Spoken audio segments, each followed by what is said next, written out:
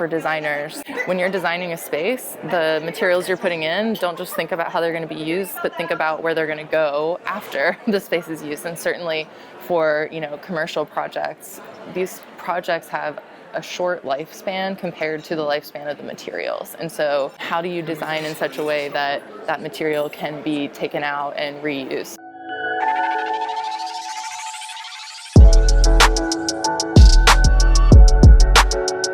In the race to reduce the carbon impact of the built environment and address planetary health and human health, circularity has become a key strategy. But until more recently, circularity was almost like that one missing Lego piece needed to complete the build. And as it turns out, that piece was actually sitting right in front of you the whole time. You just didn't recognize it. Still, even with the prospect of this piece getting you closer to completion, it's not always as simple as clicking it into place. And that was a primary topic of discussion at this year's Living Future conference. For all of its benefits, circularity is not without its challenges. And now, more designers, architects, builders, contractors, and manufacturers are exploring and sharing ways to make reuse and circularity more approachable. And Laurel Chadzynski is one such designer working to advance circularity through the work she does at Mindful Materials and Dyer Brown and Associates.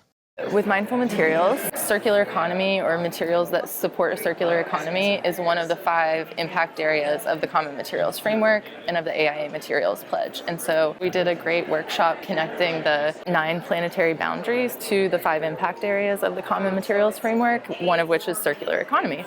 And one of the key takeaways that a lot of the participants came to kind of independently was that we're looking at climate health, ecosystem health, human health, social health and equity, and circular economy. And of those 5, 4 are really impacts that our products have on, humans, the planet. And circular economy is actually kind of an action that you can take, or a solution that can touch all of those impacts and reduce all of those impacts. And so it's a bit of an outlier in that regard, but it's also this kind of thread that connects through all of those other impact areas. And so at Dyer Brown, how we're putting this into practice is really bringing a focus on material reuse at the very beginning of our projects. So we're asking our clients, we're mostly working on corporate office projects. That's one of our key market sectors. And so when we work with clients who are, moving into a new office space, we want to understand what furniture, what equipment, what fixtures, what resources and assets do you already have, and what of those, are you already planning to maybe reuse in your new space? And maybe if you weren't, let us help you kind of assess those and understand what those opportunities may be. So that's one big piece of it. Really taking an intentional look at the space that our client is moving into and what we can maintain there. I would say in today's economy and market, we're seeing less of the white boxing that used to be done as kind of standard practice. So just demolishing a suite and making it a blank slate for a new tenant that might come in.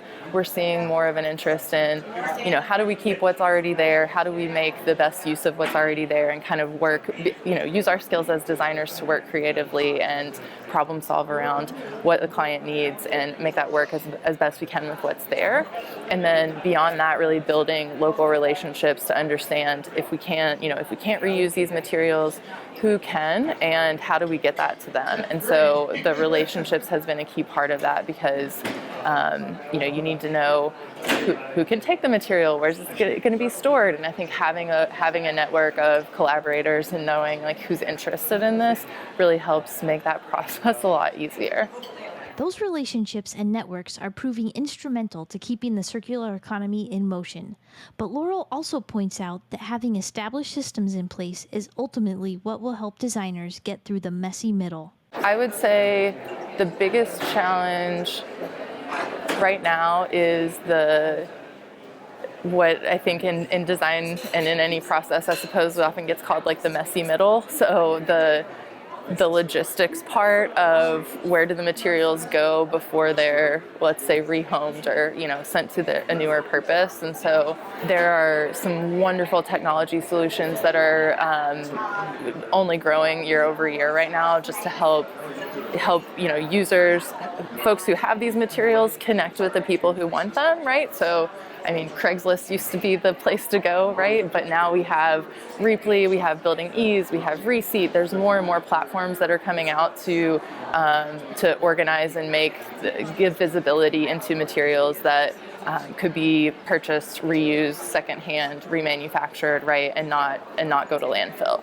That said, the technology is one piece of the puzzle, and the other piece is the actual handling and storage of those materials in between, right? So when they're in limbo, I'll quote Simona Fisher, who shared yesterday in one of her sessions on reuse being key to embodied carbon strategies, that materials that are warehoused, and waiting for this new home intended to be reused, they're just on a little detour on their way to the landfill. So we have to make sure that that's not the case, and that there is a system in place for for designers to find and have access to materials that they could use in a new project, but also make sure that we're keeping things flowing through that system, because a circular economy requires that constant flow, and if that flow stops and it becomes stagnant, then that's when we run into sticking points and things start to break down.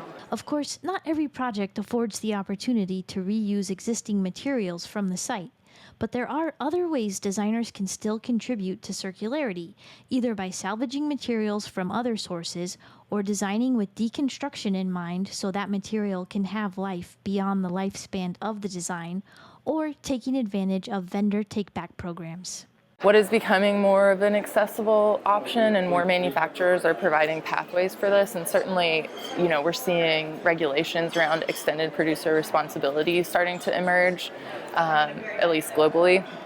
And so manufacturer take-back programs are becoming more common, and I would say, for designers, when you're designing a space, the materials you're putting in, don't just think about how they're going to be used, but think about where they're going to go after the space is used. And certainly for, commercial projects, these projects have a short lifespan compared to the lifespan of the materials. And so how do you design in such a way that that material can be taken out and reused? So using fasteners instead of adhesives, right? Screws, not glues. That's one of the key strategies to design for deconstruction.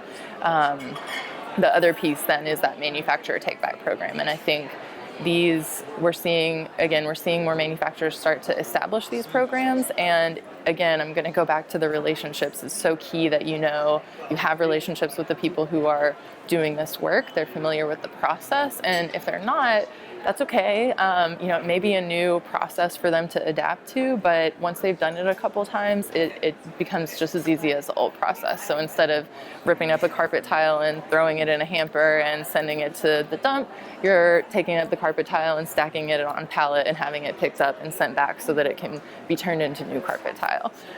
There's some great partners who are doing really incredible work in this space, and for us, we're trying to say, hey, if there's options that have a take-back program available, then we're going to go with those, so that we know that we're not essentially putting in a product that isn't going to have another life at the end of this project. Currently, finding the vendors that offer take-back programs and actually process those materials in a responsible way takes a little bit of legwork, but the goal is to eventually have all of this data accessible within the Common Materials Framework. Having a take-back program, having an extended producer responsibility policy, and whether that's a manufacturer take-back or a partnership with a third party that's then going to downcycle it or process it in some way for additional use, those are all criteria that are addressed in the Common Materials Framework. But unfortunately, we're not yet at a place where the data provided by manufacturers is consistent and extensive and connected enough that we want it to be, but that is absolutely the vision of the Common Materials Framework and its application, that any platform that you are using to search and source products, you're able to use the criteria in the Common Materials Framework to filter and search for those products. So for instance, if I say I want to find a product that is red list free and is third party verified and it has a take back program, I would be able to do that. Though we have some ground to cover before we realize a truly efficient circular economy, there are some large-scale manufacturers working to solve some of the biggest challenges that often curtail circularity. I would be certainly remiss not to mention Shaw Carpet. They are one of the manufacturers we do the most kind of take back with, and they have really streamlined their process. They have reduced their minimums, which is a real game changer because a lot of times we're working on spaces that aren't big enough to fill a full freight truck with material, right? So being able to return smaller volumes is really key. And Shaw's remanufacturing this into a new product, right? So that is an amazing circular solution. There are major challenges in this ecosystem around taking back products that do contain toxic chemicals, right? And one of the solutions that is newer to the market is with mycocycle. So mycocycle is a fungi business. I'm not the right person to give their pitch, but they essentially are using mushrooms, mycelium, to break down products. That's what mycelium and fungi do in nature, right? So I love the biomimicry approach of understanding how does nature deal with breaking down and getting rid of or transforming material that is no longer functional or needed in a space in a system, right? And so Tarkett has partnered with mycocycle to actually take back, and I think they're one of the only ones today that can take back like a PVC product, and the mushrooms will essentially eat that, digest it, and break it down into this material that can then be used as a raw material or an input for other products. So that is an incredible new solution that I'm really excited to see scale. Of course, salvaging and repurposing materials is not a novel idea, but it's still very much developing in the design community, especially when it comes to doing it at scale. But roadmaps and inspirational case studies are starting to emerge. And as Laurel notes, we need more players in the AEC community to share these stories and lessons learned, even if they aren't the most polished. In large part because of some of the systemic challenges of like the logistics piece, right, and the storage piece. We have really focused on that waste diversion side of things, and aspirationally I want to get to the point of really like taking material and reusing it in a creative or even better way. And so I'll give a plug to Gensler and work that they're doing with Genentech. Really phenomenal example. They basically were taking glulam beams from an old warehouse and taking that material and turning it into modular blocks that they could then build a partition wall, like a non-bearing partition wall out of. So it's like now you have this wood wall that doesn't rely on drywall and steel and a traditional kind of wall type, but is modular and can be taken apart and reinstalled somewhere else, and it's still keeping that material in circulation. So I thought that was a really cool example. The other resource that I'd love to share, and I think that you're maybe hearing from the stories I'm sharing, that this is a bit of a nascent movement in our industry, but it's growing rapidly. And what's super exciting to me is just seeing the folks who are experimenting and testing this stuff out, and especially the clients who are open to like working with the design firms differently, because this does take bringing a different approach and bringing a different process to the design process than we're used to. But I think that's what's so exciting about it, and what gives me the most kind of hope and optimism is that the folks who are doing this are out there. They're not waiting until they have a perfect, gold star case study project to talk about it. And they are talking about that messy middle. They're talking about the process. They're talking about the shortfalls. They're talking about the challenges,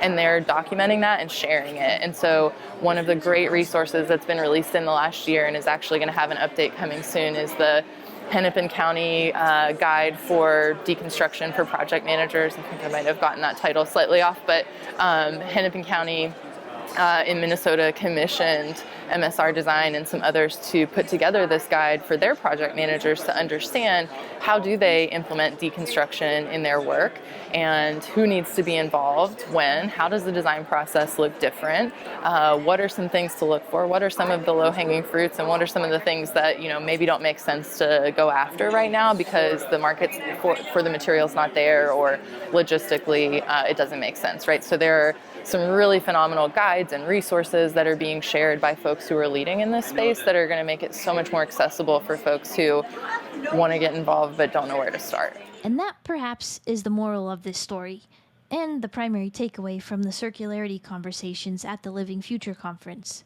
Just start. Don't wait for it to be perfect. And to quote Arthur Ashe, start where you are, use what you have, do what you can.